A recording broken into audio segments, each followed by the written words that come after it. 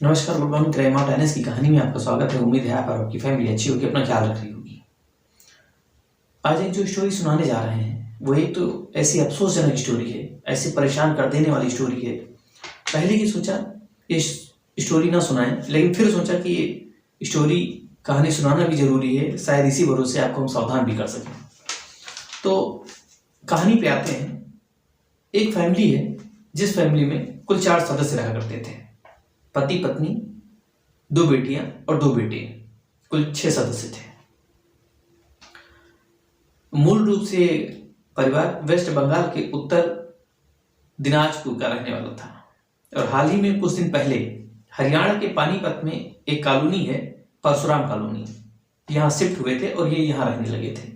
और वहीं बगल में एक राधा फैक्ट्री थी जहाँ शख्स यानी कि पति काम किया करता था और पत्नी भी अपना घर का काम देखती थी और जो 4 बच्चे थे वो स्कूल जाया करते थे।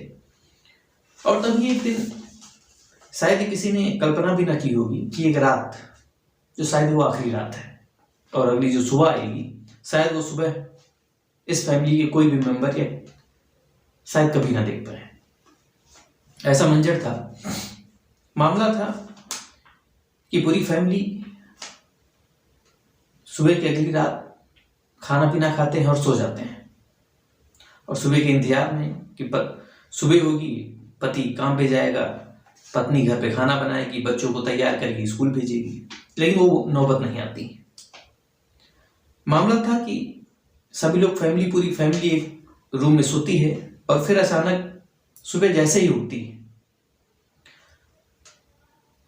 गैस के पास पहुंचती है और जैसे ही चाय बनाने के लिए गैस ऑन करती है और लाइटर जलाती है, तभी एक हादसा होता है और उस हादसे में एक ब्लास्ट होता है, जिस ब्लास्ट में घर के सभी सदस्य जलकर पूरी तरह से राख हो जाते हैं। और हादसा भी ऐसा था कि शायद ना कोई मदद के लिए आ सका, ना कोई मदद के लिए अपनी मदद मांग सका और ना ही घर का कोई भी ऐसा शख्स जो आप बीती सुना सकता। ये ऐसी कहानी थी जो बिल्कुल दिल दहला देने वाली थी। सुबह होती है, सभी लोग टहलने के लिए निकलते हैं, उठते हैं और कोई ऑफिस जाने के लिए निकलता है तो कोई स्कूल जाने के लिए निकलता है। तभी देखते हैं कि बगल पड़ोस में एक मकान है जो पूरी तरह से आग की लपटों में घिरा हुआ है। लोग धीरे धीरे कर इकट्ठा होते हैं। अब कोई ये बताने के लिए तैयार नहीं कि आग कैसे लगी है और क्या कारण है। तभी सूचना पर पुलिस आती है, दमकल की गाड़ी आती है और तमाम टीमें आती हैं जो मौके पर पहुंचती हैं और शायद ये जानना चाह रही थी कि मामला क्या है। तभी आग की लपट जब धीमे पड़ती है और दमकल की गाड़ियां जब आग पर काबू पाती है, गाड़ी आगे बढ़ती है। अब लगभग पूरी तरह से आग को बुझाया जा चुका था। अब जो टीम आई थी, तमाम टीमें आई थी, वो घर के अंदर एंट्री करती है और बाकी घर के चारों ओर बैरिकेडिंग कर दिया था जिसमें अन्य लोग घर के आसपास ना आ जाएं, कहीं फिर ऐसा कोई हादसा हो तो इसलिए बैरिकेडिंग कर देते हैं और टीम घर के अंदर दाखिल होती है। अब घर के अंदर जैसे दाखिल होती है, अब एक एक कमरे का मुआयना करती है, हर एक एक चीज का मुआयना करती है और देखती है कि शायद कौन कौन रह रहा था, कौन कौन नहीं रह रहा था, कौन कौन जीवित बचा है और ऐसी घटनाओं की जानकारी लेती है। अब एक एक टीम पहुंचती है और एक एक चीज की बारीकी से जांच करती है और वहां पे फॉरेंसिक टीम भी आई थी जो उसको बुलाया गया था, जो पूर्णतः से जानकारी लेगी ये हादसा कैसे घटा। अब टीम आगे बढ़ती है, एक एक कमरे का बारीकी से मुआयना करती है।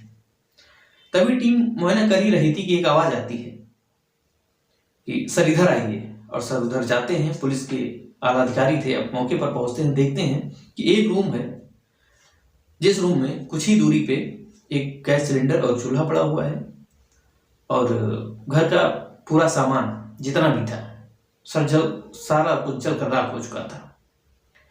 अब जहां पे आला अधिकारी एंट्री करते हैं, उस रूम के अंदर जाते हैं, वो बेडरूम था और उस बेडरूम में बेड के ऊपर 6 लाशें पड़ी हुई थी जो कि पूरी तरह से जल चुकी थी और कोयला बन चुकी थी। अब एक एक कर 100 को बाहर निकाला जाता है। तभी लोगों द्वारा ये जानकारी दी जाती है कि इसमें कुल 6 सदस्य हैं और एक ही फैमिली के हैं, पति पत्नी और 4 बच्चे हैं, जैसे कि इसके पहले मैंने नाम बताए हैं। तो ये एक टीम थी जो जांच करती है। अब सारी टीमें इस बेस पे जांच करती हैं कि किस आधार पे आग लगी, और आग इतनी भयानक लगी कि फैमिली का एक भी मेंबर जो सुरक्षित नहीं है या बच नहीं सका। फिर अन्य टीमें भी जांच करती है। तो इसमें ये क्लियर होता है कि गैस के रिसाव या गैस के लीक होने की वजह से सुबह चाय बनाने के दौरान आग लगी, तो जिसमें पूरा परिवार जलकर खाक हो गया। तो एक छोटी सी स्टोरी थी। फिर मिलते हैं अगली स्टोरी के साथ, तब तक के लिए नमस्कार।